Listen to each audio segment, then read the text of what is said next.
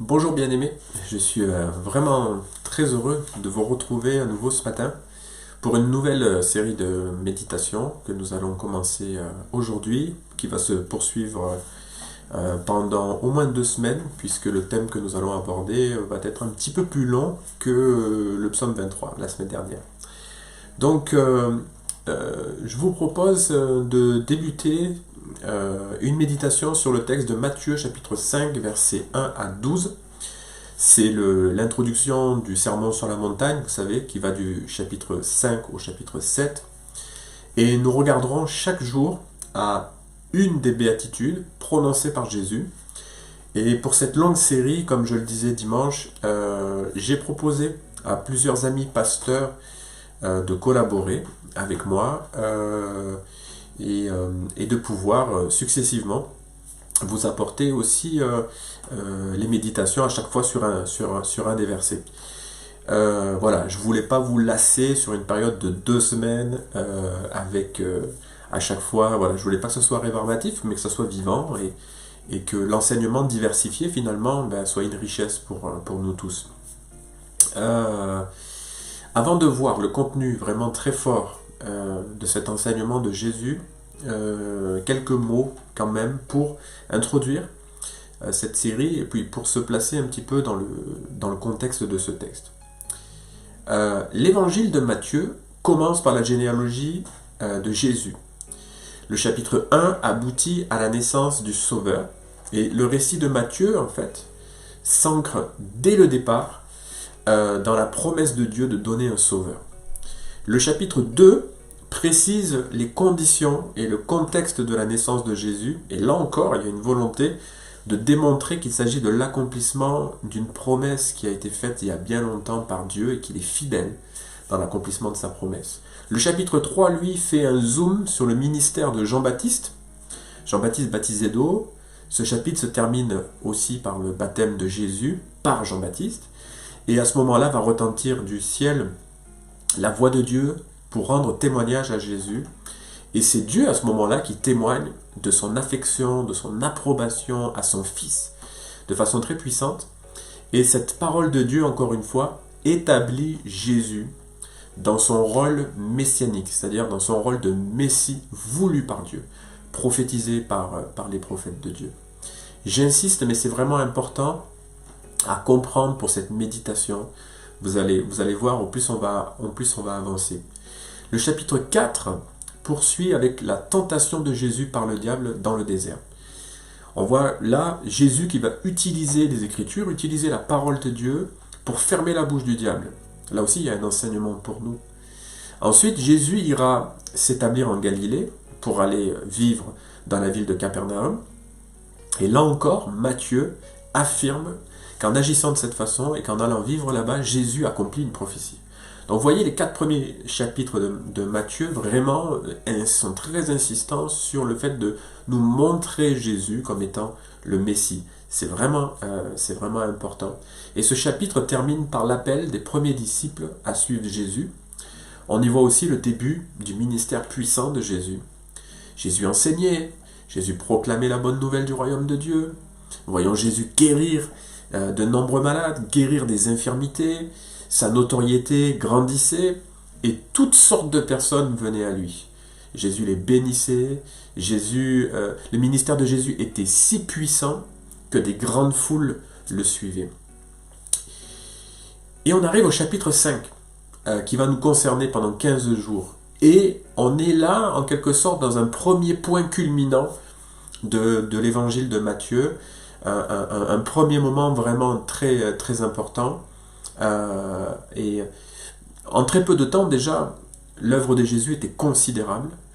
Et l'enjeu donc d'apporter la révélation de ce qui le concerne était grand. Jésus voulait que les gens comprennent qui il était. Jésus ne se contentait pas d'enseigner de façon à ce que les gens ne comprennent rien. Il y avait toujours un message, une signification. Et Jésus voulait que les gens comprennent qui il était. Alors il avait son langage à lui, mais c'est vraiment ce qu'il voulait. Donc s'il y a quelque chose à retenir déjà pour nous ce matin, c'est que Jésus, à travers notamment ce chapitre 5 que l'on va méditer ensemble, il veut vraiment que nous comprenions qui il est. Et il veut vraiment que tu comprennes, que je comprenne qu'il est le Messie promis de Dieu. Ça, c'est extrêmement significatif. Avec toutes les déclarations du chapitre 5, les 8 bénédictions prononcées par Jésus sur la montagne, avec ces 8 bénédictions, Jésus affirme être le Messie.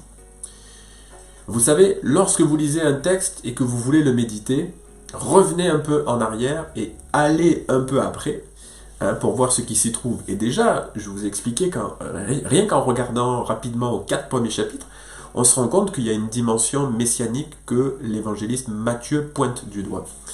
Vous y trouverez toujours, en allant soit en arrière, soit en avant, des éléments qui vont vous aider pour mieux comprendre le texte. Et c'est important dans cette dimension de compréhension que Jésus est le Messie dans le chapitre 5. Alors, je disais que ce sont les chapitres 5 à 7 qui constituent le sermon sur la montagne. Mais sachez tout d'abord que le procédé que Jésus utilise là au tout début, pour les 12 versets qui nous intéressent, était un procédé connu des Juifs de l'époque et très utilisé par les enseignants de la Torah. Et il est normal que dans ses qualités d'orateur, Jésus utilise les codes rabbiniques. Il a été formé par des rabbins, il était juif, il a grandi dans un contexte juif qu'il connaissait bien, et il s'adressait surtout au départ principalement à des juifs. Donc il leur parlait dans un langage qu'ils étaient capables de comprendre. Il s'agit en fait, Matthieu 5, versets 1 à 12, de bénédiction que Jésus prononce sur cette montagne. Nos traductions françaises rendent un peu mal l'intention du texte. En fait, aucune traduction française n'utilise le terme qu'il faudrait. Ce n'est pas que ce soit une erreur, d'accord? C'est que l'idée, elle est quand même difficile à transcrire. Et les traducteurs français ont fait leur possible et leur mieux pour le faire. Je ne sais pas une critique, mais l'expression qui serait plus à propos, ce serait d'avoir écrit « bénis donc ». Bénissons donc ceux qui sont, etc. Cette expression oratoire donc est utilisée beaucoup dans la Bible hébraïque, et quand elle est utilisée, c'est toujours dans une perspective de l'ère messianique, ça veut dire c'est pour parler du Messie. Donc quand Jésus utilise ce procédé, il veut faire comprendre à ses auditeurs qu'il parle du Messie. Et ce qui est fort dans Matthieu chapitre 5, là, c'est que Jésus va aller plus loin que le fait de parler du Messie. Il va dire « c'est moi ». Donc, c'est pour ça que c'est vraiment particulier cet enseignement. Donc, quand Jésus parle de cette manière, il a pu choquer du monde. Il a pu vraiment choquer les gens qui l'écoutaient, de se dire « waouh, pour qui il se prend ?»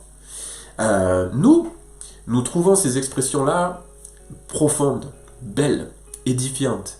Quand on ne connaît pas les références hébraïques de ce genre de paroles, c'est vrai qu'il y a une certaine portée qui peut nous échapper. On est béni quand même par ce que l'on lit et on médite, mais il y a vraiment quelque chose de spécifique que Jésus veut faire à ce moment-là.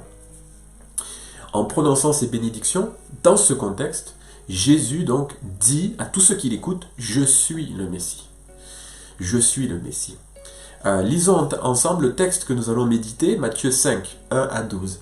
Voyant la foule, Jésus monta sur la montagne. Et après qu'il se fut assis, ses disciples s'approchèrent de lui. Puis, ayant ouvert la bouche, il les enseigna et dit : Heureux les pauvres en esprit, car le royaume des cieux est à eux. Heureux les affligés, car ils seront consolés. Heureux les débonnaires, car ils hériteront la terre. Heureux ceux qui ont faim et soif de la justice, car ils seront rassasiés. Heureux les miséricordieux, car ils obtiendront miséricorde. Heureux ceux qui ont le cœur pur, car ils verront Dieu. Heureux ceux qui procurent la paix, car ils seront appelés fils de Dieu. Heureux ceux qui sont persécutés pour la justice, car le royaume des cieux est à eux.